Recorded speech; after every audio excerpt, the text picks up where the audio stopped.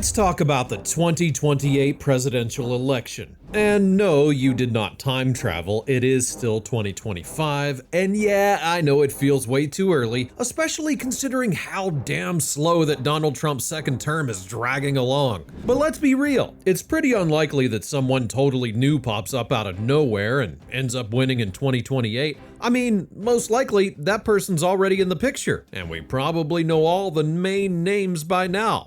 So let's try and figure out who it could be from both parties, and more importantly, who actually ends up taking over after Trump.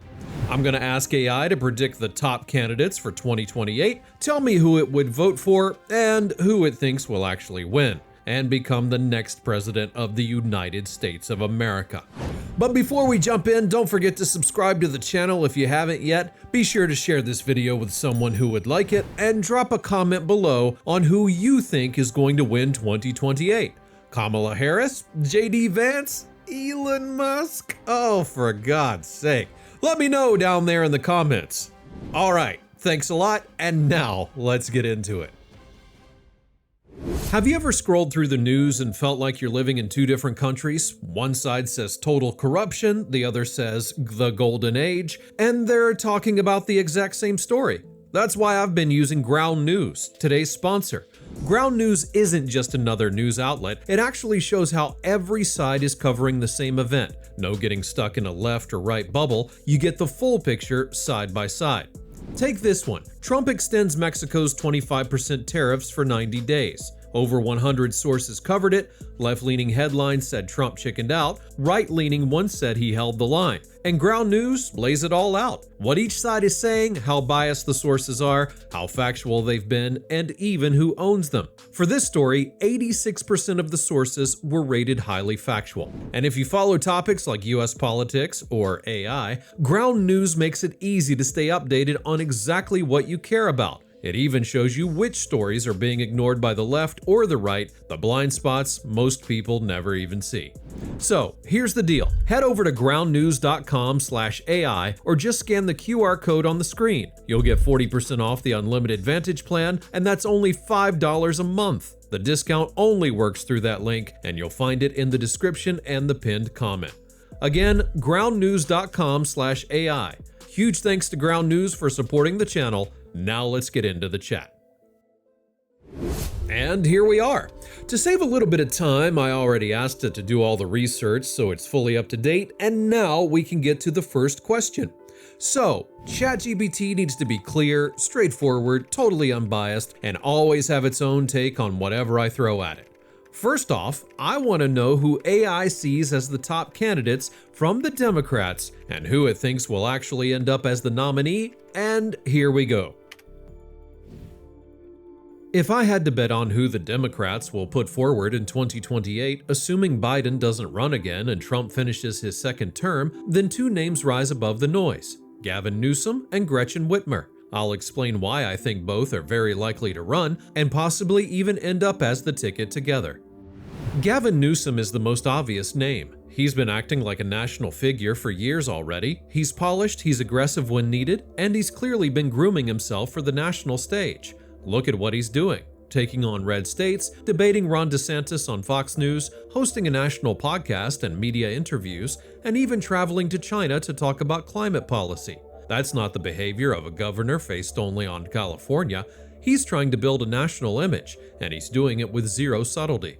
Does he come off as a bit too slick sometimes? Yeah, he's like the guy you see in a luxury watch ad. All perfect hair and smooth talk.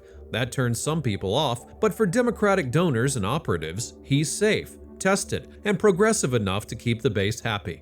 He checks the boxes, and in a party that often prioritizes image and electability, he's a strong fit. If Trump is still dominating the GOP from the sidelines, the Dems will want someone who can match that energy and media presence. Newsom can. Gretchen Whitmer is more of a strategic pick. She's from Michigan, a key swing state. She's won there twice, including in 2022 by a landslide, even when Democrats were struggling elsewhere. That's a big deal. She comes across as competent, tough, and grounded. She was very visible during COVID, stood up to Trump openly, and became a national name because of that, especially after threats to her life from far-right groups. so she's already battle-tested. Democrats like her because she's not from the coasts. She appeals to working-class voters, especially women in the Midwest. If the Democrats want to push back against the narrative that they're just a coastal elite party, putting Whitmer on the ticket makes a lot of sense. She doesn't scare moderates, and she can go toe-to-toe with Republicans in places they actually need to win. Could others still jump in? Sure. Kamala Harris is one of them. And yeah, if she runs, the party might feel pressure to back her.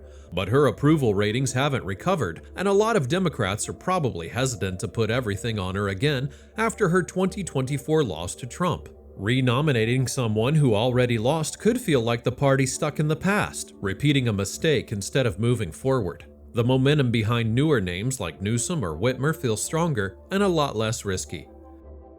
Bottom line, Newsom and Whitmer are both smart, ambitious, media-savvy, and ideologically flexible enough to run hard without losing the base. At this point, it looks more and more like Newsom will be the one running at the top of the ticket, with Whitmer as a strong VP pick. They're clearly positioning themselves for 2028, even if they haven't officially said it yet. And if Trump stays in the picture, still endorsing candidates and shaping the Republican narrative, Democrats are going to want a team that can hit back hard but still feel fresh. That's them. Oh, wow. Well, there's actually a lot to unpack here. Jump into the comments right now and let me know what you think about Newsom as a nominee and whether you agree with what AI said about Kamala Harris or not. And by the way, she did recently go on Colbert and say that she's not going to be any part of it. Well, she didn't say it directly, so who really knows? All right, now let's ask the same question, but for the Republican Party. And here's the answer. Alright, let's talk Republicans in 2028. Since Trump's in his second term and can't run again, the field is wide open, but his influence still hangs over everything. The real question is, who grabs the MAGA base without looking like a cheap Trump knockoff? And who can appeal to both Trump loyalists and more traditional conservatives? A few names are floating, but one stands out more than anyone else: J.D. Vance. J.D. Vance looks like the guy everyone is quietly preparing for. He's probably the most likely heir to Trump's movement. The Ohio senator went from Silicon Valley elitist to full-on nationalist conservative in just a few years, and MAGA world has embraced him.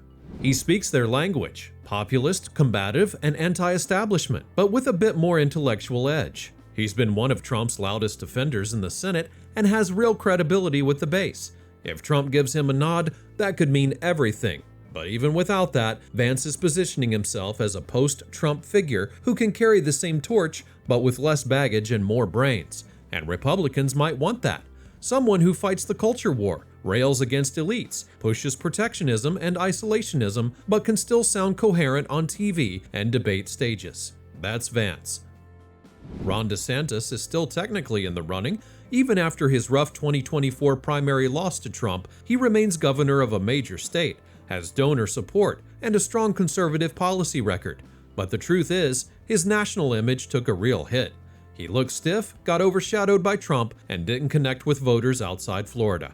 He'll try to rebrand as the competent conservative, someone who delivered results without the chaos, and he might get a second look once Trump's term ends. But the problem is, too many Republicans saw him fold under pressure. That's a tough stain to scrub off. Unless the race breaks wide open or Vance stumbles, DeSantis is more of a backup plan than a frontrunner. As for other names who might enter the race, Marco Rubio is an interesting case. He's not saying much right now, mostly because he's serving as Trump's Secretary of State, and openly gearing up for 2028 would come off as disloyal. But in a field full of loud voices and polarizing personalities, Rubio might quietly emerge as the most unifying option. He's still young, experienced, and respected across most wings of the party.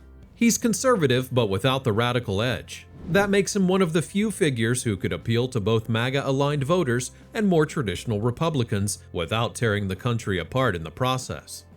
But realistically, J.D. Vance is the one to watch. He's saying all the right things, moving at the right pace, and building the right alliances. He's Trumpism 2.0. Same fire, less mess, and for the Republican Party in 2028, that might be exactly what they're looking for. Well, all right. JD Vance, aka Trumpism 2.0, is ChatGPT's pick for the Republican nominee. Hard to argue with that one. And by the way, about Marco Rubio, to be honest with you, I've always seen him as just a normal guy compared to all of the others. Like every time you look at him, it just kind of feels like he's having a hard time being part of Trump's administration. Don't you get that feeling as well? Well, anyways, now for the main part. We've got Gavin Newsom from the Democrats and JD Vance from the Republican Party. So here's the big question. Who does ChatGPT predict to win the election, and who would it vote for? If AI had the chance, of course. But before we find out, take a moment to hit the like button if you're enjoying this video, and make sure to subscribe if you haven't already. I really appreciate how many of you get how this works. You hit the thumbs up on every video, you share it to Facebook and X and all that.